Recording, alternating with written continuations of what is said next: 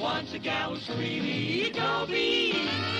Wants a gal to call his own. The Many Loves of Dobie Gillis was a popular sitcom that ran on CBS from 1959 to 1963. Humorist and author Max Shulman created the character as a teenage Don Juan, chasing after girls but never landing the ones that he wanted, all while trying to figure out his place in the world. Dobie first appeared on film in the 1953 black and white movie The Affairs of Dobie Gillis, but Shulman thought his story was perfect for television. The first pilot, produced by comedian George Burns for his son Ronnie Burns, wasn't picked up by a network. Not giving up, Shulman took the idea to Martin Manulis, the man in charge of the 20th Century Fox television division. Manulis already liked the idea. He'd been reading Shulman's humor books. After thinking it over, he called Shulman one day and told him he knew why the series hadn't yet been sold to a network. When Shulman asked what the reason was, Manulis said he wanted to meet with him in person to tell him, as it was very important. So Shulman flew to meet Manulis, who told him the books were written around college students who were now more sophisticated after the war, and that the concept would work better with high school students around 15 or 16 years old.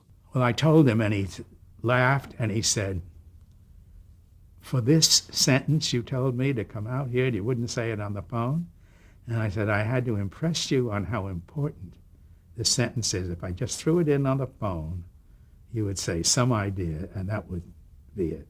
Shulman proceeded to rewrite the scripts for Manulis. Dobie was going to be a TV star after all. But hey, not so fast.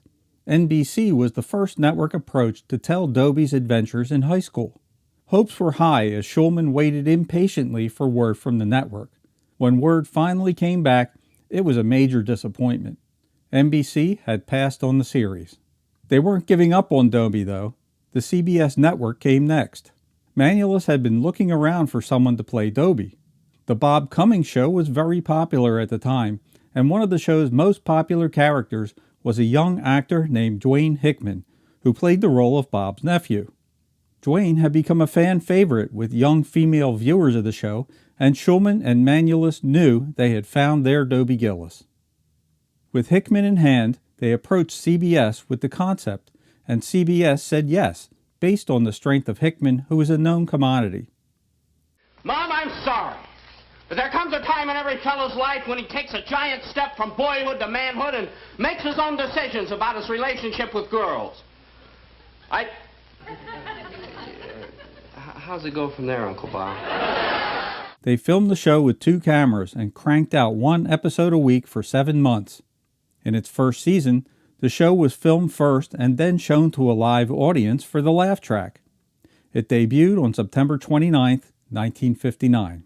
DWAYNE HICKMAN was 24 years old when he was cast in the title role, even though he'd be playing a 16-year-old high school student.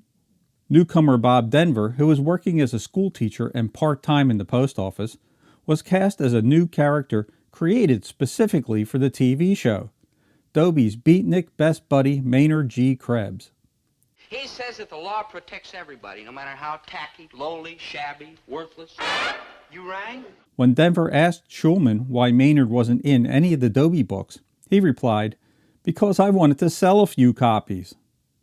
16-year-old Tuesday Weld was cast as Dobie's unreachable love interest, Thalia Menninger, and Sheila James would play teenage genius Zelda Gilroy, who was infatuated with Dobie. Except for Dobie and his parents, Zelda was the only other character from the books who made it into the TV show as a regular character. The concept was simple. Dobie is a teenager who wants fame, fortune, and the attention of beautiful but unattainable girls. Each episode revolved around Dobie's failures to get what he wanted, and the crises that developed in his life. Dobie's future was always in doubt because he was a poor student and didn't have any direction. The lovable and lazy beatnik Maynard G. Krebs was the series' breakout star. Maynard hated work and shuddered whenever anyone mentioned it. Bongo playing? Is that your work? Poor man. He played the bongos, listened to jazz, and hung out at Riff Ryan's music store. Maynard also owned a stuffed armadillo named Herman and said that the G in his name was an abbreviation for Walter. He also had the world's largest tinfoil and petrified frog collection. The first season of The Many Loves of Dobie Gillis, although probably the show's best season, didn't catch on instantly with viewers, but by the second and third seasons, it had grown in popularity. But by the show's fourth season and after 147 episodes, the formula was getting stale and ratings were falling. Canceled after the fourth season, its final episode aired on June the 5th, 1963. But that's not the end of the story. 2 sequels were filmed, one in 1977 called Whatever Happened to Dobie Gillis.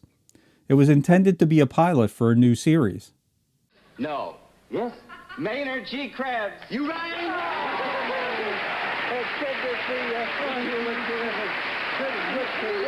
And another in 1988 called Bring Me the Head of Dobie Gillis, which was a standalone TV movie. So tell me. All 11? No. What you been up to? Where'd you keep yourself all these years? Where'd you get all that money? Don't tell me you went to work. Work! Maynard, In the 1988 picture, Thalia was played by Connie Stevens after Tuesday Weld had turned down the role. She returns with Maynard, who she had saved from a deserted island. Finally, Gilligan was saved. The characters from the show were also used as inspiration for the cast of another CBS show, the Saturday morning cartoon show Scooby-Doo, Where Are You? Fred is based on Dobie, Shaggy is Maynard, Velma is Zelda, and Daphne is Thalia. And screenwriter Gary Marshall has stated that his creation, Happy Days, was also heavily influenced by Dobie Gillis. DWAYNE Hickman passed away on January the 9th, 2022, at the age of 87, on what would have been his co-star Bob Denver's 87th birthday. Even though he had a long and successful career behind the scenes as a producer and programming executive at CBS, he'll always be remembered as fresh-faced, girl-chasing, directionless high school student Dobie Gillis with his famous fourth-wall-breaking monologues to the camera while sitting in front of the statue of the thinker. His autobiography is even titled Forever Dobie, The Many Lives of DWAYNE Hickman. If you grew up in the 60s, you've probably seen Dobie Gillis and have fond memories of DWAYNE Hickman, Bob Denver, and the rest of the cast. If you've never seen the show, everyone can relate to the problems of a teenager trying to find their place in the world. Let me know what are some of your favorite memories of Dobie Gillis in the comments below. Until next time, that's all for now. Oh, Dobie, once a gal was dreamy, Dobie. Once a gal was creamy, Dobie. Once a gal to call his own.